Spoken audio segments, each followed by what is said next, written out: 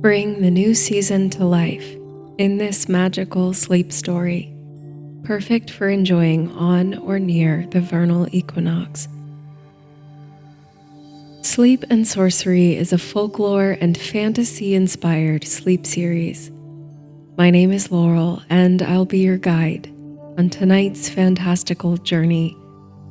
Sleep and Sorcery is one part bedtime story, one part guided meditation, and one part dreamy adventure. Listen to my voice for as long as you like, and whenever you're ready, feel free to let go of the story and relax into sleep. If you're still awake as the story comes to an end, I'll guide you through a visualization exercise for renewal. In tonight's story, as winter's bones melt into the softening earth, you rise to wake the first buds and usher a new season across the land. You are the flower fairy, the magical herald of spring, taking over for your wintry cousin and rousing the earth from its cold sleep. The world is very old, but every spring it groweth young again, and fairies sing. Cicely Mary Barker. What comes first, you or the flowers? Are they stirring already, agitated, awaiting the sound of your flute?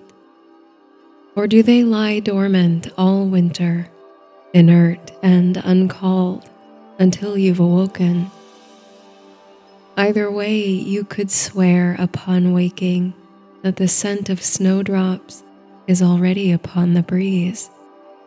The ghost, perhaps, of last spring's dream still imprinted upon your mind and your senses.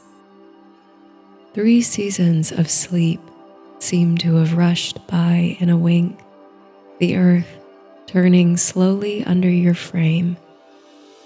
Your bed, a mattress of moss and soil, softens beneath you, rousing you gently from the sweetness of slumber.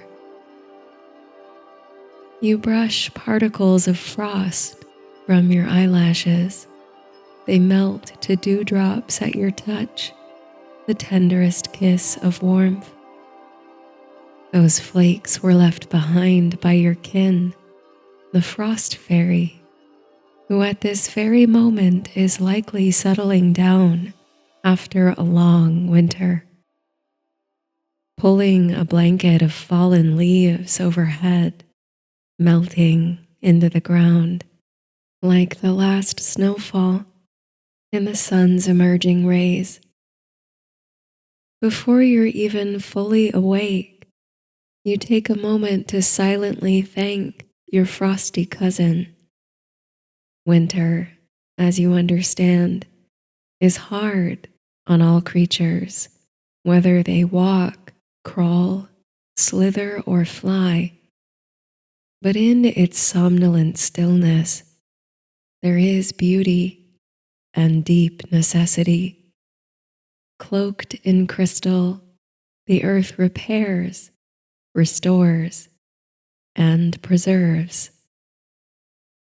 In your flitting about each new spring, you're prone to observation and a fair bit of eavesdropping on the earth's inhabitants.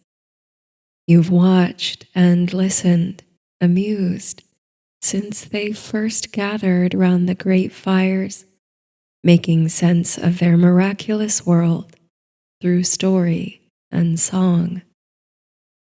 They gave many names, many explanations to the forces you and your fairy cousins work. The frost fairy, perhaps, was dealt the hardest hand, characterized as cruel and unfeeling, a force of death upon the land, while you were always drawn in the figure of flowers, of new life, of full and blushing splendor. A tale emerged of you, flame-haired goddess of spring, and she, the wicked crone of winter, locked in fierce battle over the soul of the seasons. And another story detailed a spring maiden abducted to the underworld, while her mother, the goddess of the harvest, wept and made the lands barren in her grief. Similar stories the world over, maidens and crones, or the bearded kings of holly and oak struggling for dominion. But it was never so between you, never a war for the control of the land, the plants, and the animal kingdom. Each turn of the wheel is a necessary and indeed beautiful expression of the earth's capacity for change. Though the cycles repeat and patterns recur, each winter, each spring is different, a marker in the march of time, and a reminder of resilience and wonder.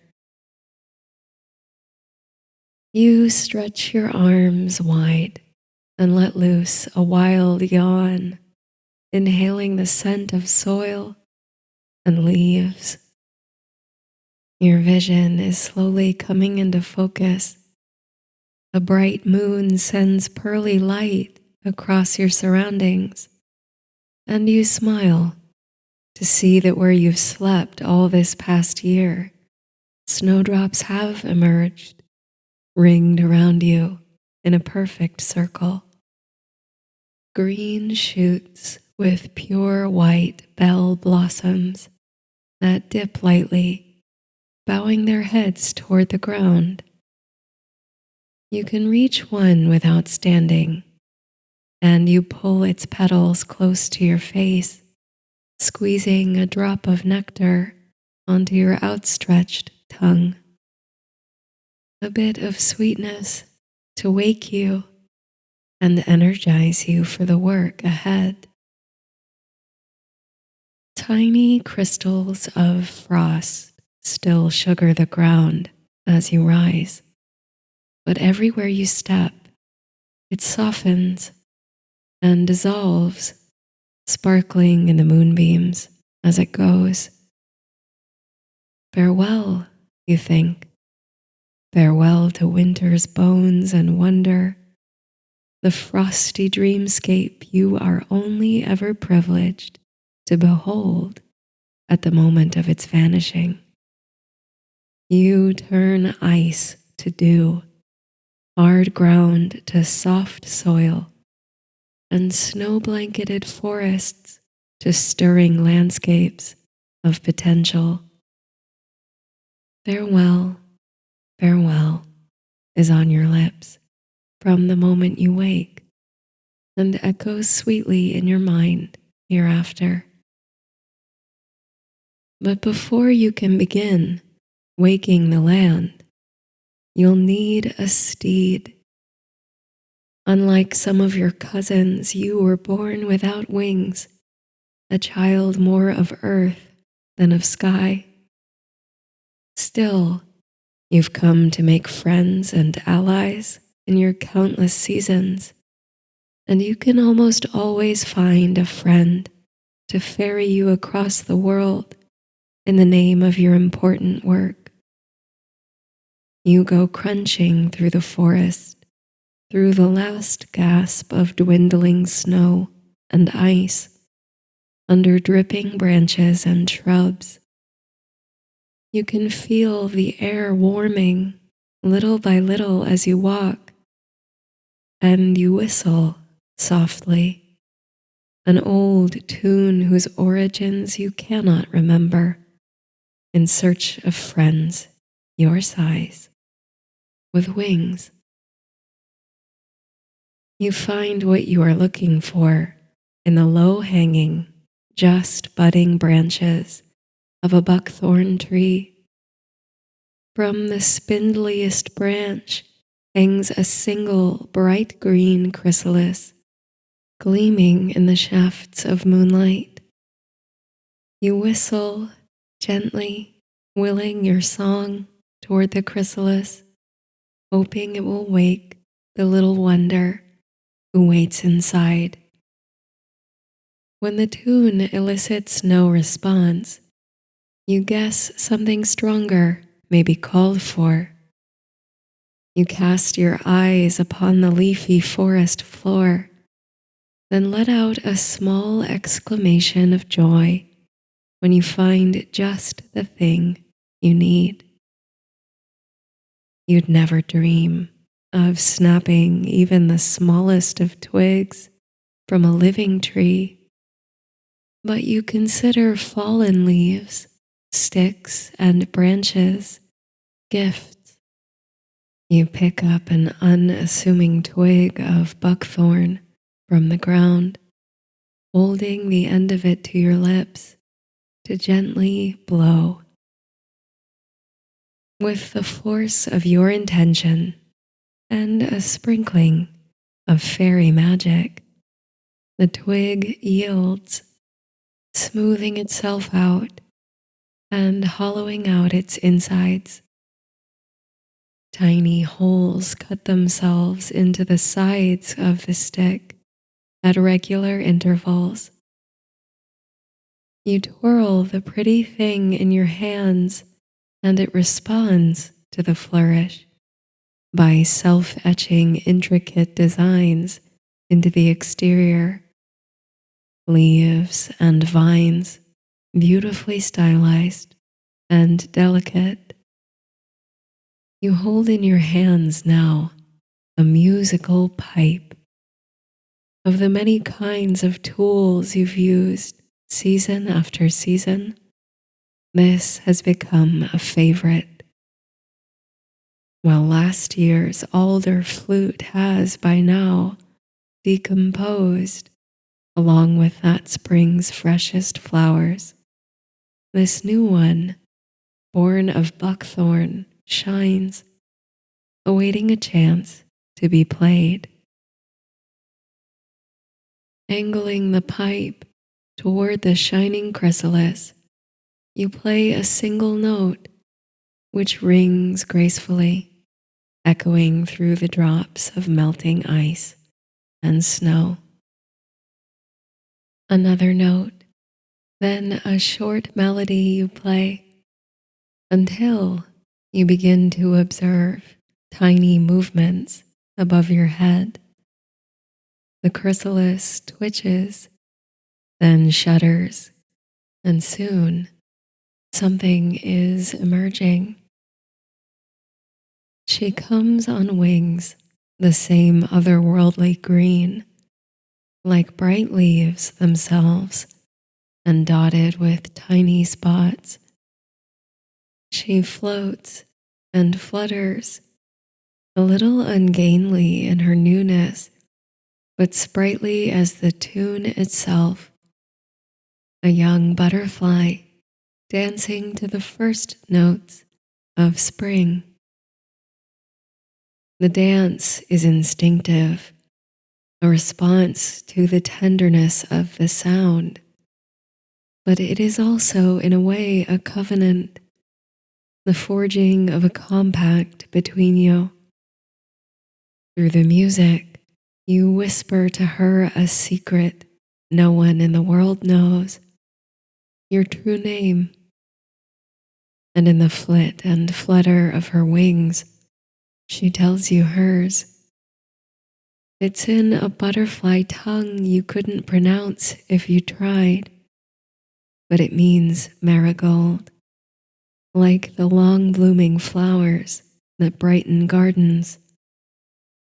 By the tune's end, you've established a strong bond with the butterfly, and she floats gingerly down to your side, lowering her wings to indicate that you may climb aboard. With care, you do so, finding stability and patting Marigold lightly. Her wings give a little shiver, then she lifts off into the air, bouncing on a sweet-scented breeze.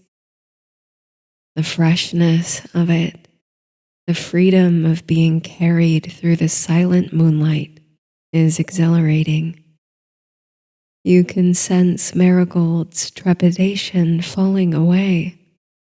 After all, she's trying her wings for the first time after emerging, renewed from metamorphosis.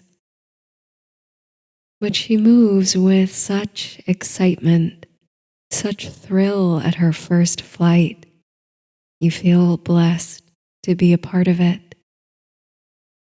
But as much as you'd love to simply float on butterfly's wings, carefree and leisure bound, there is work to be done. There's a wheel to turn, a season to waken. Guiding Marigold softly toward the forest floor with the subtlest touch of your hand on her back, you retrieve your buckthorn pipe and hold the end to your lips. Angling toward the ground, you blow a sweet, fluttering tune, moving your fingers nimbly across the pipe. The melody becomes visible, an effervescent periwinkle shimmer carried across the air. It twists like liquid, then softens and settles into the earth like a shower of sparkles seeping into the soil. Then where it falls, with a dulcet music of its own, something stirs. Before your eyes, a sprout here, a sprout there, and soon a cascade of tiny green shoots which drip violet blue, bell-shaped blossoms like little teardrops. The bells curl and flare at their edges. A whole blanket of them spreads across the forest floor, slowly at first, and then with increasing swiftness, till they engulf the understory as far as your eye can see. A surge of pride swells in your chest at the excitement of color and life you've brought to the forest. You blow a kiss to the bluebells, breathing in their pleasing aroma. You once listened in on travelers through a similar wood, one quilted so with bluebells, and heard the tale they created to explain the abundant flowers. They sang of a prince, Hyacinthus, beloved by the god Apollo. As the prince lay dying, the blue flowers sprang up from his body and covered the forest floor. Apollo wept, etching the petals with his tears. Such marvelous stories they make, you think, the generations of the earth. The tales are windows into their wonder, their sorrow, their capacious creativity. On Marigold's new wings you fly on the edges of night, leaving the forest behind to visit gardens and groves, mountains and roadsides. In the cracks between sidewalks you wake up the weeds, which curl more beautifully, you think, than they are given credit for. You call forth dandelions and dead nettle, artemisia, thistle, clover. Playing merry tunes on your pipe, you ripen the rose bushes in a manicured garden, priming them for new blooms.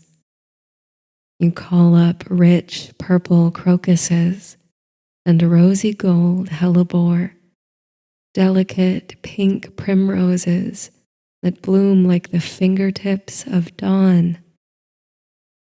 Your songs waft visibly on the night breeze, curling and spinning through the sky to reach the branches of magnolia trees, where folded buds emerge and await their moment to mystify. Melodies meander around bare shrubs of witch hazel, which burst forth with bright yellow and orange threads. You even bring up the first green hints of what will be golden daffodils and brightly colored tulips. Marigold swoops and spirals through the night, enjoying the freedom that comes with her wings. She is a bright green star in the darkness. She carries you higher at your gentle instruction, climbing toward the dim stars that hide behind streaks of cloud cover. You raise the pipe to the sky and play a lilting tune, one that resonates just right with the drops of moisture above, one that makes them shiver, open, and release. A melody to tease out the first spring rain.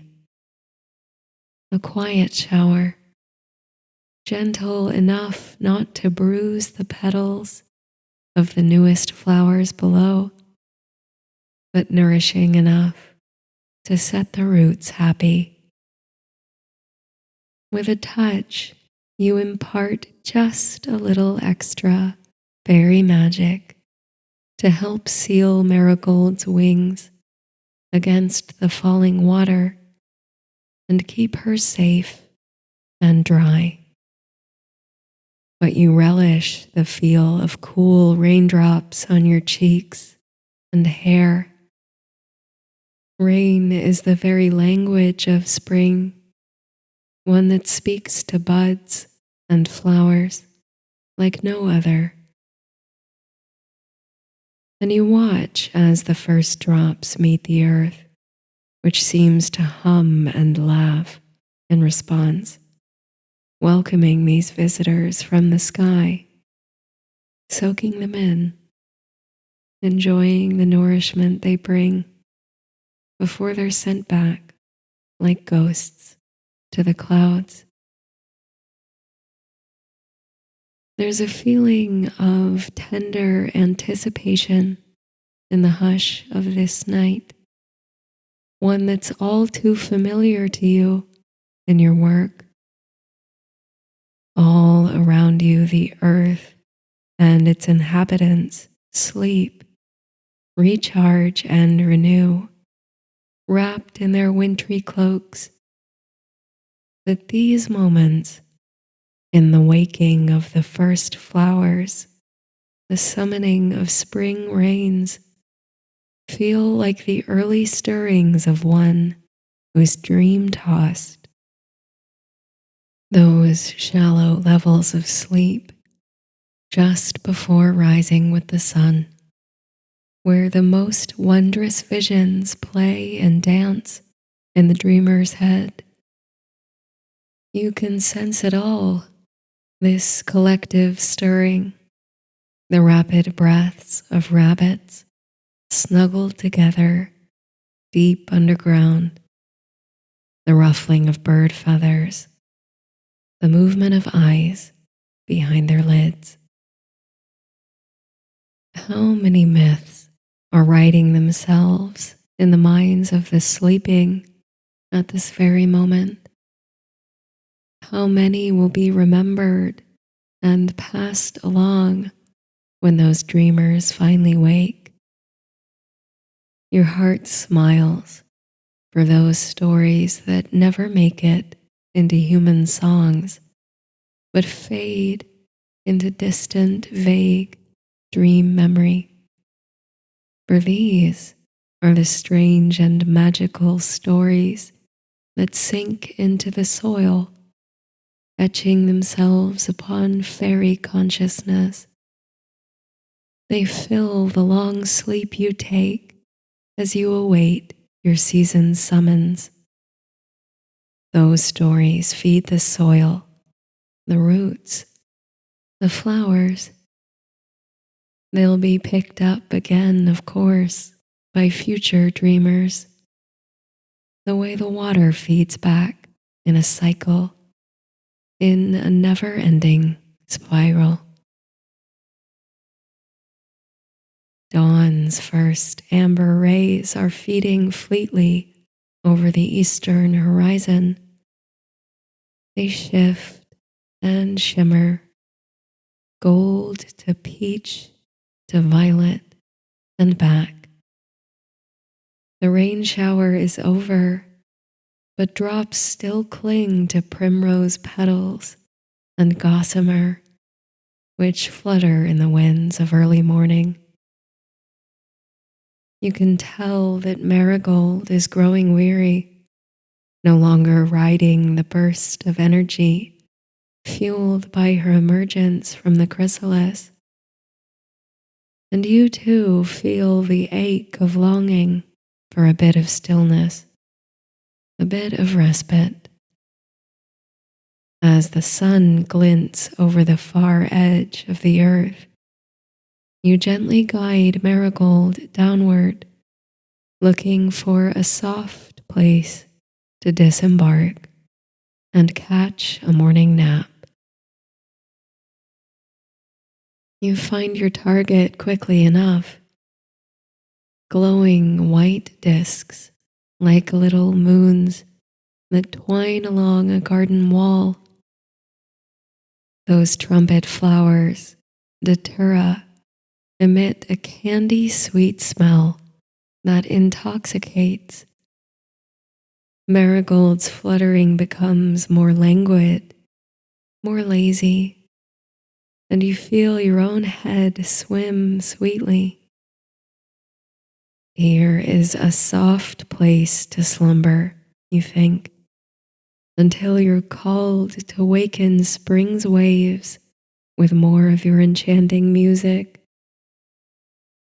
The season has many stages after all, and these early flowers will be long gone before the marigolds bloom.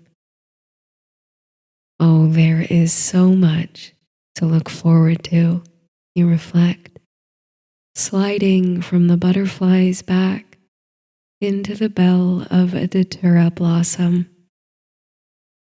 The petals are soft but sturdy enough to hold your weight.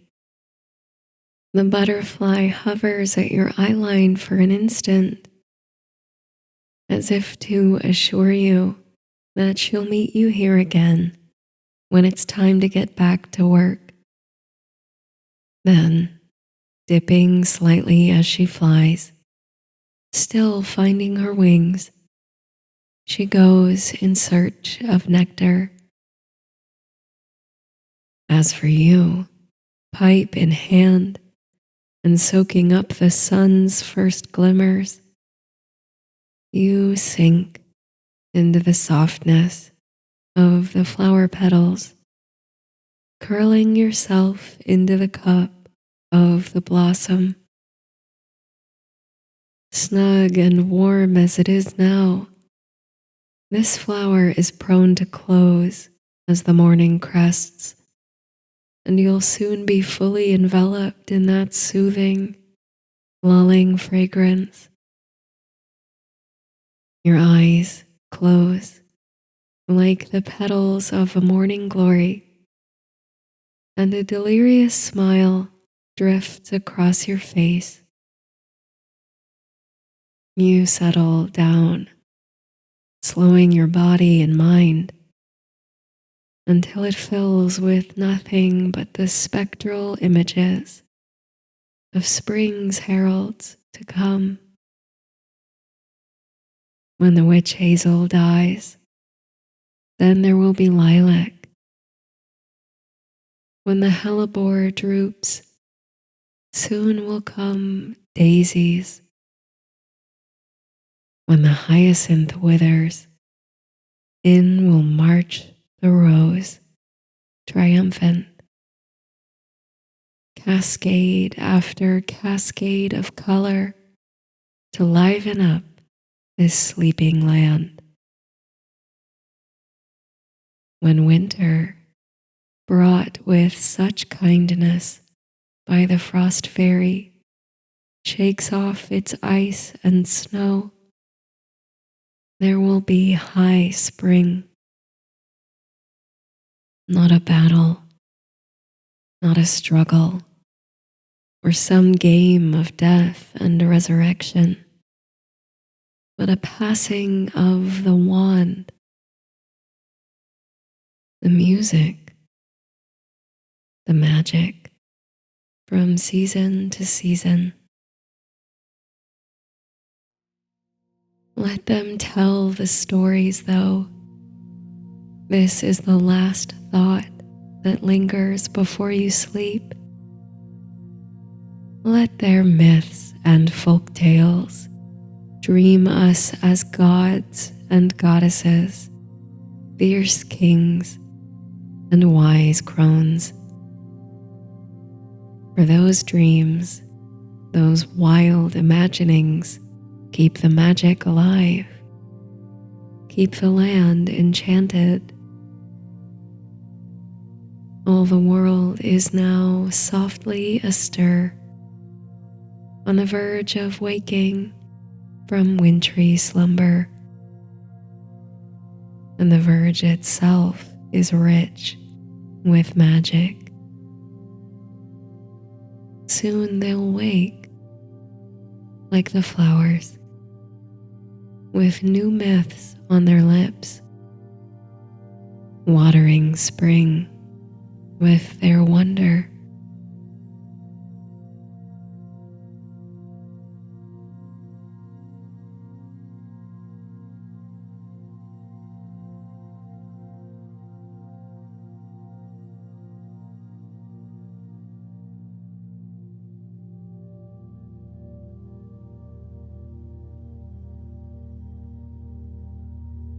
As spring approaches, the earth begins to stir, to waken from the sleep of winter.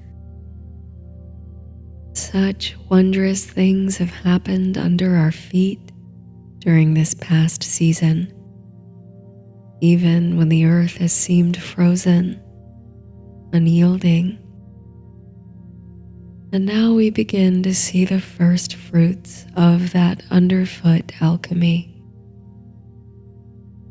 The vernal or spring equinox occurs in March for those in the northern hemisphere, and in September for those in the southern hemisphere.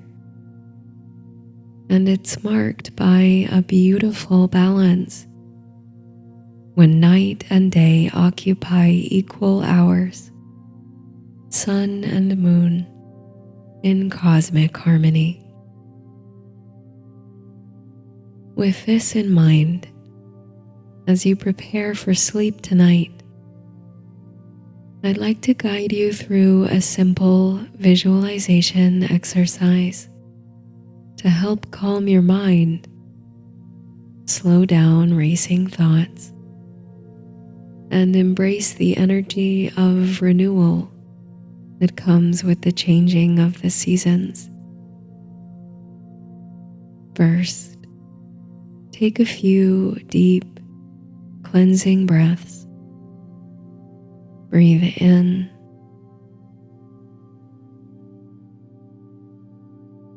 and out, letting the breath travel down the back of the throat, all the way into the belly. Imagine your inhale blossoming like the petals of a flower, and your exhale closing those petals. Each breath in bringing a nourishing, regenerative energy to you, and each breath out carrying away a little bit of tension or worry, letting yourself soften and sink down into your bed.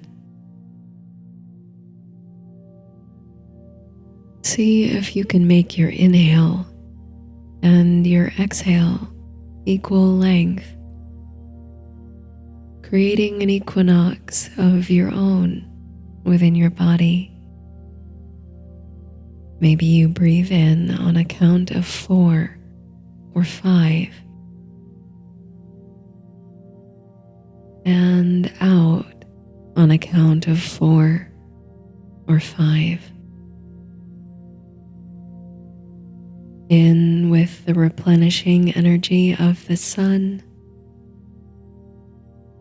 and out with the serenity and peace of the moon.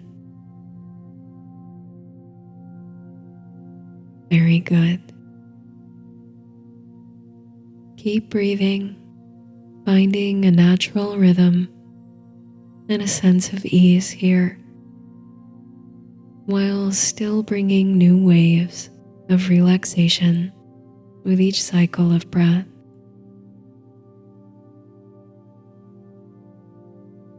Close your eyes if they're not closed already, and create in your mind a blank canvas, a pure slate onto which your subconscious can conjure images as I call them out.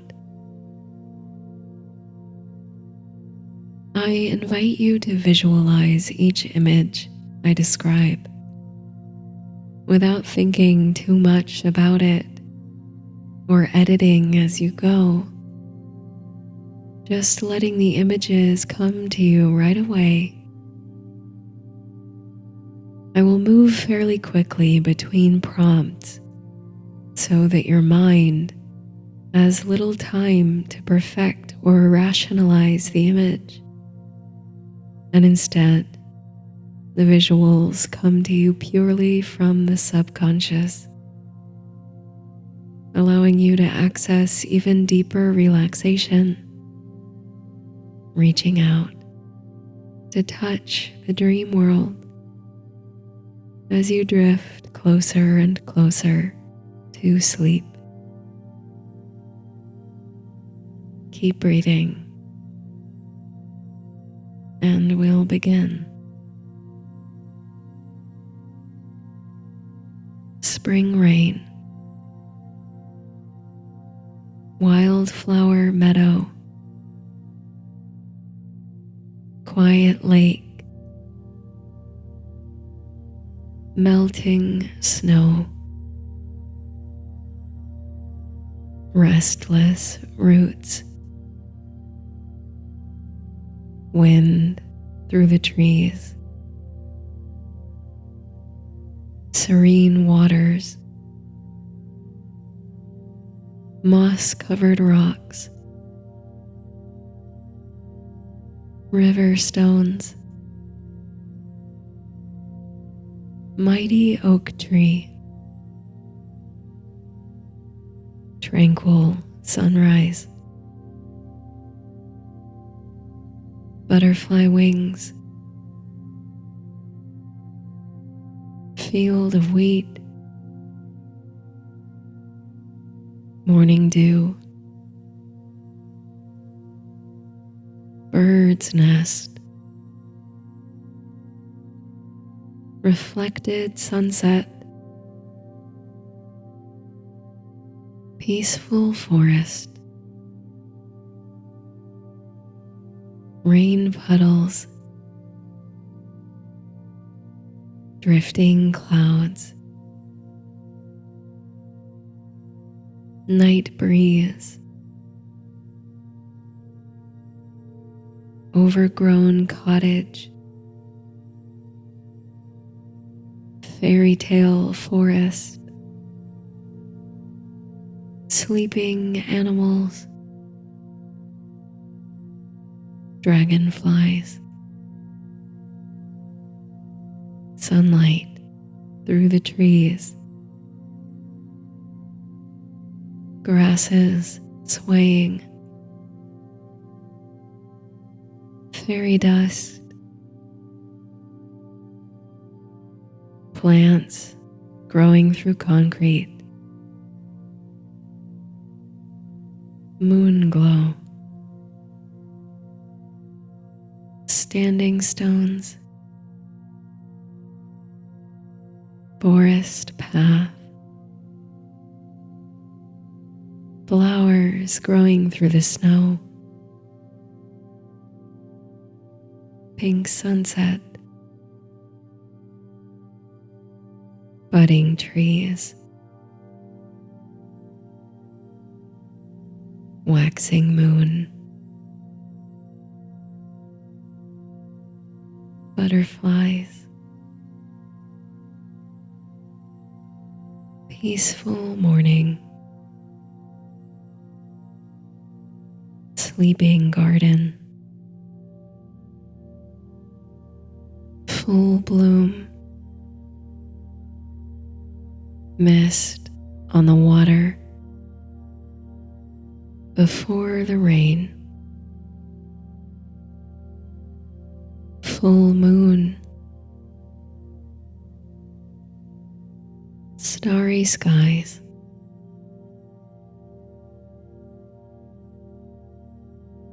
let the visualization go and return to your breath, steady and nourishing. Sink into your space, letting your body and mind completely relax, surrendering to the magic of sleep and the ever-spinning wheel of the air, which brings new blessings with each turn, each new season, and its crests and falls.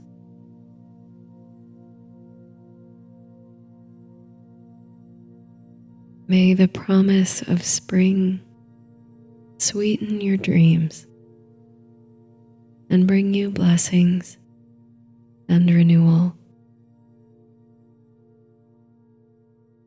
Good night.